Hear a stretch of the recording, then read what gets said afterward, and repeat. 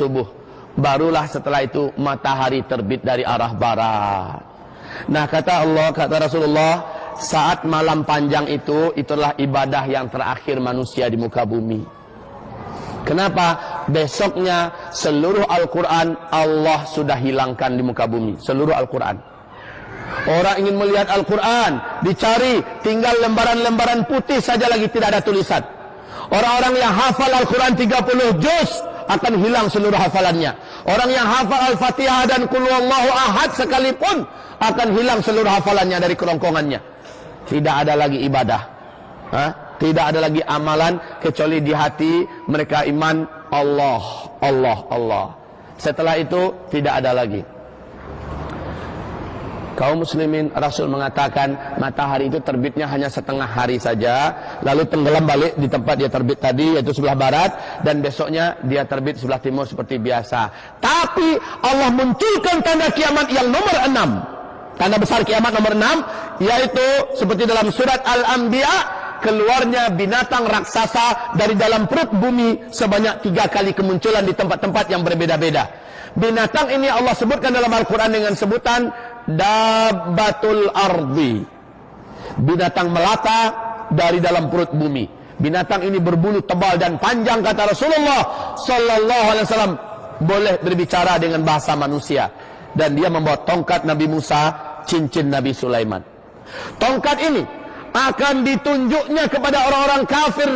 Maka orang kafir itu, kata Rasulullah, menghitamlah wajah mereka, menghitamlah seluruh tubuh mereka, bagaikan punggung-punggung kuali yang hangus, hitam. Dan cincin Nabi Sulaiman akan diusapkannya ke wajah orang-orang yang beriman yang masih hidup di bumi pada saat itu. Maka kaum muslimin, orang beriman ini pun menjadi putih, bersih dan bercahaya wajahnya, sehingga benar-benar berbeda antara orang beriman dengan orang kafir.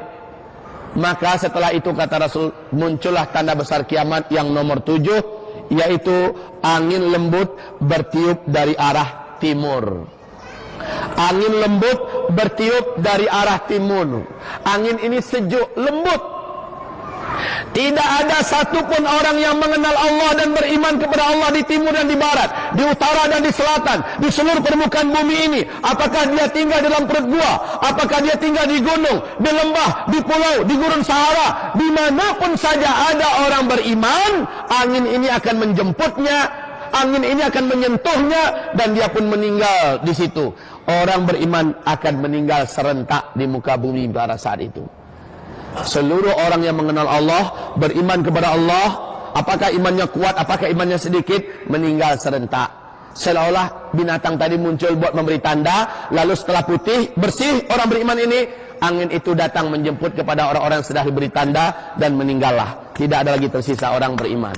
Faham sekarang kenapa Nabi mengatakan selama masih tersisa satu saja orang beriman di muka bumi, Allah akan tunda kiamat itu 40 hari lagi. Ini pertanda seluruh orang beriman akan Allah wafatkan secara serentak, sebagai tanda besar kiamat yang nomor 7.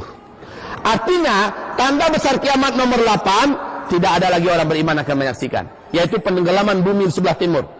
Tanda kiamat yang nomor 10, nomor 9, penenggelaman bumi di sebelah barat. Dan tanda kiamat yang ke-10 adalah munculnya api raksasa yang menggiring manusia ke wilayah Syam. Dan situlah nanti kiamat raksasa, kehancuran alam semesta terjadi. Kaum muslimin yang kami muliakan, 7 tanda besar kiamat akan disaksikan oleh orang Islam umat Nabi Muhammad. Kapan itu Pak Kiai? Mungkin 1000 tahun lagi kah? Atau mungkin 100.000 tahun lagi? Ada yang berani mengatakan demikian?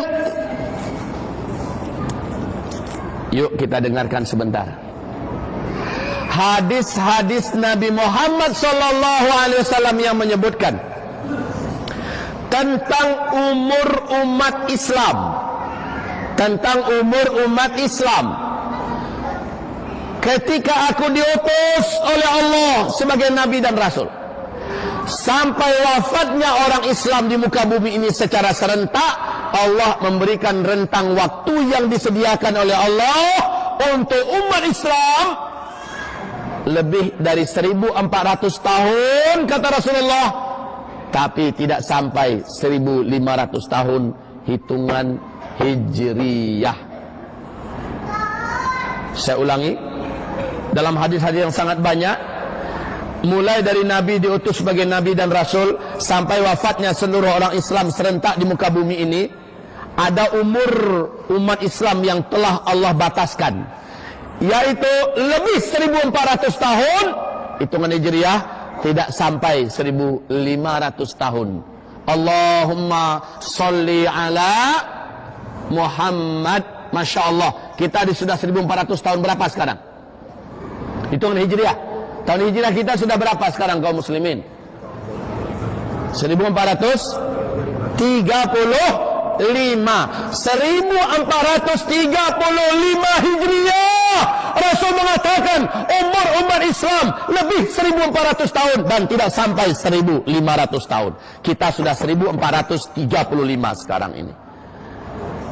Ada hadis-hadis yang lain yang penuh dengan hitungan-hitungan matematika. Syekh Ibnu Hajar Al-Asqalani yang terkenal dengan kitab fenomenal beliau, Syarah Sahih Imam Al-Bukhari, yaitu judul kitabnya Fathul Bari. Beliau adalah pakar dan ahli hadis dunia, yang kitab Fathul Bari menjadi rujukan seluruh ulama-ulama besar dunia sampai hari kiamat. Beliau mengumpulkan hadis-hadis Nabi ini di dalam kitab Umur Umat Islam beliau, di Syarah Fathul Bari, dan juga dalam kitab Al-Ijarah jilid yang keempat naskah asli Arab, halaman 570-an di kitab Al-Ijarah. Juga lihat di Kitabul Fitan tentang umur umat Islam. Apa komentar Syekh Ibnu Hajar Al-Asqalani? Lebih dan kurang, mungkin lebih sedikit, mungkin kurang sedikit, umur umat Islam sejak Nabi diutus sebagai Nabi dan Rasul berakhir dengan wafatnya seluruh orang Islam di dunia, lebih dan kurang, boleh jadi lebih sedikit, boleh jadi juga kurang sedikit, adalah 1476 tahun saja. Lebih dan kurang sedikit. Imam As-Suyuti mengatakan, kalau menurut hitungan saya dari hadis-hadis Nabi, 1477 tahun saja. Beda setahun saja. Syekh Ibnu Rajab Al-Hambali mengatakan, yang paling aman pokoknya, katanya, main pokoknya dia, pokoknya lebih 1400 tahun, yang pasti tidak sampai 1500 tahun. Nah kaum muslimin, yuk kita coba menghitung dengan hitungan Syekh Ibnu Hajar Al-Asqalani. Beliau mengatakan umur umat Islam ini lebih dan kurang 1476. Sekarang kita berapa Pak? 1435. Silakan dikurang-kurangi. Berapa sisa yang di depan kita lagi? 41 tahun saja lagi. Lalu umat Islam akan meninggal serentak. 7 tanda besar kiamat akan kita dapati, akan kita temukan. Masya Allah, la haula wa la quwata. Allah, Allah, Allah, Allah. Hitungannya Hijriyah loh. Hijriyah itu mulai dihitung sejak kapan? Sejak Nabi Muhammad hijrah dari Mekah ke Madinah kan? Artinya ada 13 tahun semenjak beliau diutus sebagai Nabi dan Rasul, belum kita masukkan dalam hitungan.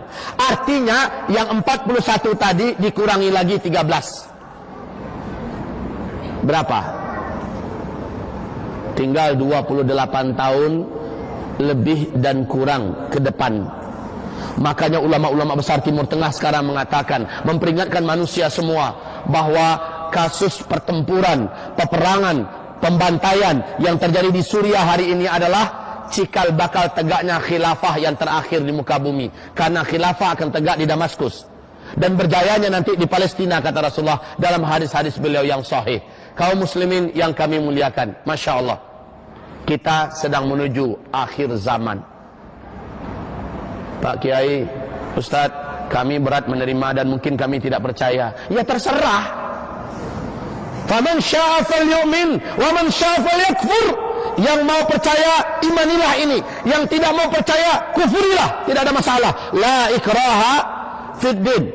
Seorang hamba Allah Zulkifli Muhammad Ali, entah apa alasan dan bagaimana caranya, Allah takdirkan pada malam tanggal 31 Februari di Bintulu, Allah datangkan ke masjid Darul Hidayah, berbicara di hadapan hamba-hambanya, menceritakan dengan secara jelas dan terang hadis-hadis Rasulullah, ayat-ayat Allah, tanda-tanda alam tentang dekatnya kiamat. Ternyata ada yang tidak percaya, terserah. Tidak ada yang memaksa. Tapi yang percaya, maka ada tawaran berikutnya yang ditawarkan oleh Rasul. Tawaran bahasa Malaysianya benar, tawaran juga. Ada tawaran Rasulullah kepada umatnya. Yang percaya, kalian lakukan ini, kalian lakukan ini, kalian lakukan ini, agar kalian selamat, agar kalian terjaga. Yang tidak percaya, maka dia masih menari-nari di muka bumi ini.